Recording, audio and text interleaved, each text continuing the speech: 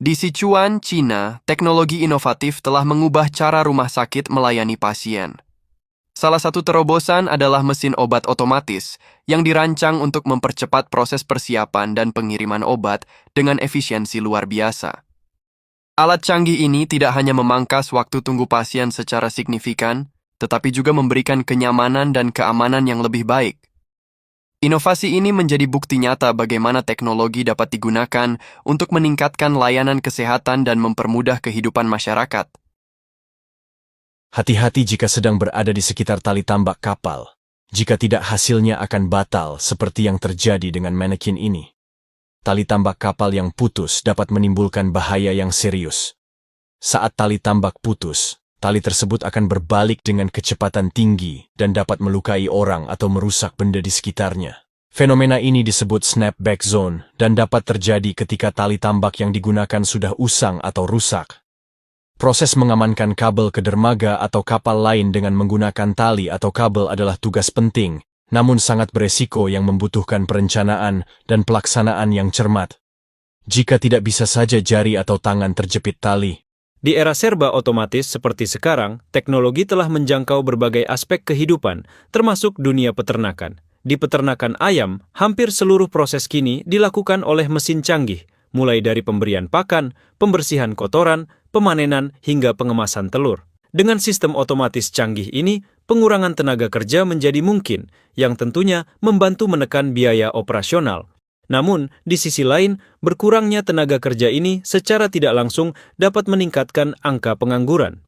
Efisiensi yang dihasilkan teknologi otomatisasi memang luar biasa, tetapi dampaknya terhadap tenaga kerja tetap perlu dipertimbangkan dengan seksama. Guillermo Galetti, yang juga dikenal sebagai Ladrón de Chatarra, adalah seorang seniman asal Argentina yang mengubah besi tua menjadi patung biomekanik luar biasa. Dengan pengalaman sebagai guru pendidikan jasmani dan pandai besi, Galetti menciptakan karya seni yang menangkap esensi gerakan manusia dan hewan. Karya inovatifnya telah mendapatkan pengakuan internasional, diperkuat oleh keberhasilannya yang viral di media sosial. Patung-patungnya tidak hanya menunjukkan keterampilan teknis yang luar biasa, tetapi juga mencerminkan kreativitas tanpa batas dalam memanfaatkan bahan daur ulang untuk menghasilkan seni yang menakjubkan. Di pegunungan Qinghai, Cina terdapat sebuah terowongan unik yang menghubungkan dua dunia antara gurun panas dan wilayah bersalju. Keunikan terowongan ini terletak pada pintu induksi canggih yang berfungsi mengatur suhu, mencegah perbedaan ekstrim di antara kedua sisi. Bayangkan ketika Anda masuk, Anda masih berada di tengah panasnya gurun. Tetapi begitu keluar, lanskap berubah drastis menjadi hamparan salju yang dingin. Lebih hebat lagi, terowongan ini dilengkapi dengan sistem penutup otomatis yang menjaga suhu di dalam tetap stabil, memastikan transformasi mulus saat kendaraan melintas. Panah Hydra merupakan panah yang memiliki 8 bilah pelontar di kanan dan kiri. Ketika ditembakkan, panah Hydra memberikan daya dorong yang sangat tinggi. 8 bilah pelontar ini didesain untuk menyeimbangkan posisi anak panah agar tetap stabil, sehingga panah Hydra tidak mudah meleset. Panas Hydra ini bahkan sempat dilarang dalam beberapa perang besar karena efisiensinya yang luar biasa dan jarang meleset ketika ditembak. Di Jepang, proses memerah susu sapi tidak lagi dilakukan secara manual dengan tangan, melainkan dengan bantuan mesin canggih. Pertama-tama, sapi dibersihkan dengan menggunakan mesin sterilisasi. Setelah itu, untuk mengekstrak susu, sensor yang terpasang pada mesin ini secara otomatis akan memeras susu. Begitu proses pemerasan selesai, susu dipasteurisasi dan langsung dikirim ke pasar. Inovasi teknologi ini tidak hanya mempercepat proses produksi, tetapi juga memastikan kualitas dan kebersihan susu tetap terjaga, memberikan manfaat besar bagi peternak dan konsumen. Teknik ini cukup cerdik. Ketika permukaan jalan beton turun karena waktu atau faktor lainnya, metode perbaikan tradisional seringkali memerlukan penggalian besar-besaran dan pelapisan ulang, yang memakan waktu dan tenaga. Di sini mereka menggunakan campuran busa poliuretan ester asam hidrofobik yang memiliki kemampuan untuk mengembang dengan cepat dan mengisi celah. Cukup dengan mengebor beberapa lubang kecil dan menyuntikkan bahan ini ke tanah, campuran ini cepat mengembang, mengisi celah, dan perlahan meratakan permukaan jalan. Beginilah proses meninggikan rumah untuk mencegah air masuk saat banjir melanda. Sebelum meninggikan rumah, perencanaan yang tepat sangat diperlukan karena biaya yang dihabiskan tidak sedikit. Proses ini sangat rumit dan membutuhkan tenaga ahli profesional. Meninggikan rumah bukanlah hal yang mudah, tetapi solusi ini bisa sangat efektif untuk menghindari kerugian yang lebih besar akibat banjir. Apakah kalian pernah meninggikan rumah untuk menghindari banjir? Kasih tahu dong, berapa biaya yang harus dikeluarkan agar rumah jadi lebih tinggi dan bebas dari banjir? Penemuan ini bisa menyelamatkan hidupmu. Survival kapsul dirancang khusus untuk melindungi nyawa saat tsunami datang. Dengan rangka baja berbentuk tabung yang kokoh dan dilapisi dengan lambung aluminium pintal, kapsul ini mampu menahan benturan kuat. Kapsul ini juga menyediakan isolasi termal keramik yang melindungi dari panas ekstrem, sehingga meski berada di suhu tinggi, permukaannya tetap sejuk saat disentuh, memastikan kenyamanan pengguna di dalamnya. Setiap kapsul dilengkapi dengan tali pengaman, kantung air, suar GPS, dan pasokan oksigen. Inovasi ini benar-benar memastikan keselamatan dan kenyamanan saat menghadapi bencana. Ini adalah proses panen di ladang jagung dengan luas ratusan hektar untuk pakan ternak berskala besar di mana jagung sengaja ditanam, lalu dipanen menggunakan mesin berteknologi canggih. Tidak hanya bijinya saja, tapi batang dan daunnya ikut dipanen, dihancurkan, dan diolah menjadi silase. Jagung silase ini adalah pakan bernutrisi tinggi yang dibuat dari tanaman jagung utuh yang dicacah kecil-kecil dan diawetkan melalui fermentasi. Proses ini memungkinkan pakan bertahan lama dengan kualitas yang terjaga. Budidaya jagung untuk silase ini sudah lama dikembangkan, terutama di negara-negara beriklim sedang seperti Amerika dan Eropa sejak awal abad ke-20. Seiring waktu, teknologi ini menyebar ke berbagai belahan dunia termasuk daerah tropis.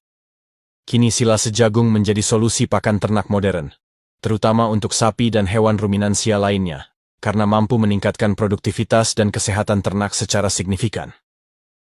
Dengan proses yang efisien ini, petani bisa memenuhi kebutuhan pakan ternak sepanjang tahun, bahkan saat musim kering.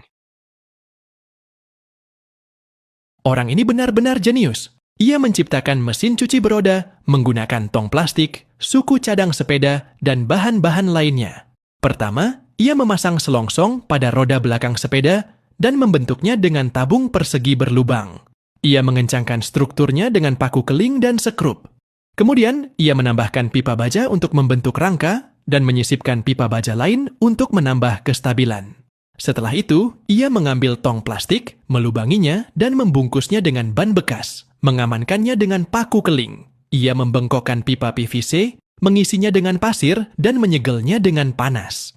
Ia membuat takik pada tong, memasang pipa PVC, dan menyegelnya dengan lembaran plastik. Ia melubangi dan memasang baut untuk mengamankan braket tong ke rangka sepeda. Terakhir, ia menambahkan tutup botol sebagai lubang masuk dan keluar air. Saat ban berputar, tabungnya ikut berputar dan mencuci pakaian. Setelah itu, ia menguras air kotor dengan membuka tutupnya.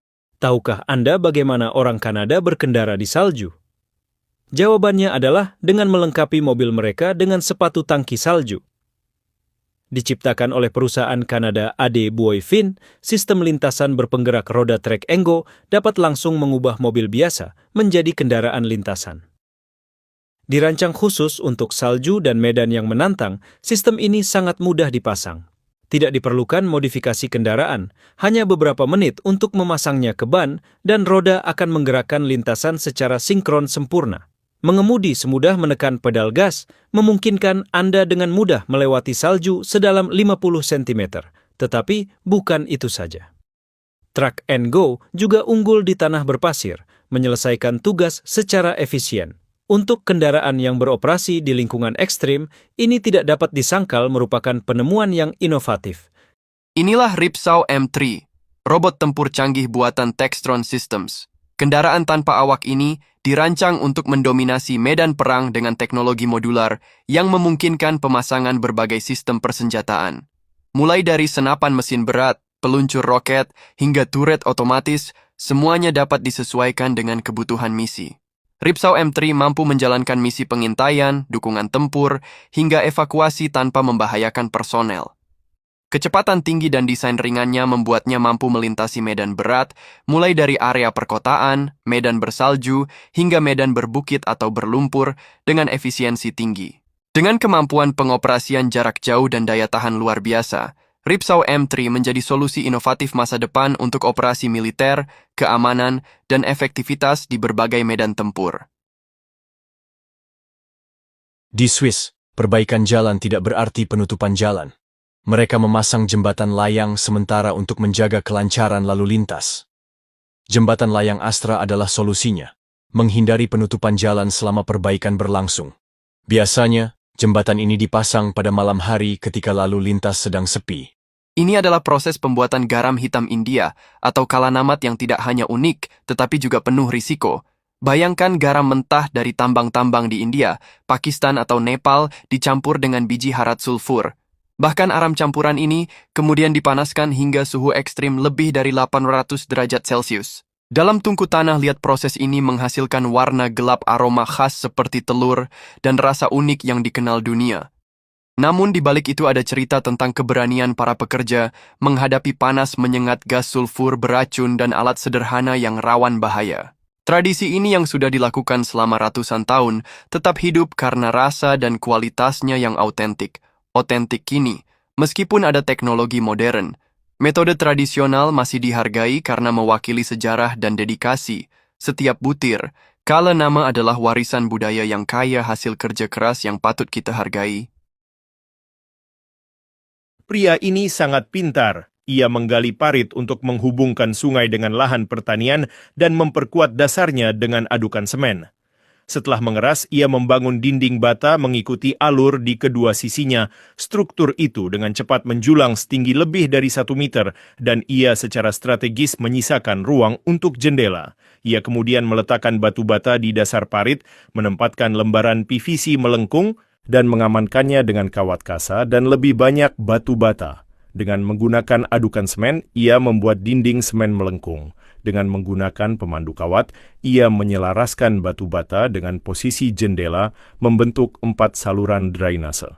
Agar tahan lama, ia menambahkan lapisan adukan semen lagi, membangun 3 baris batu bata di bawah setiap jendela, dan memasang pola untuk menyiapkan gerbang. Terakhir, ia membangun dek jembatan, mengamankannya dengan kawat kasa, menghaluskan permukaan, dan menambahkan pagar. Ia mengecat bendungan dan memasang sistem gerbang elektrik untuk pengelolaan air.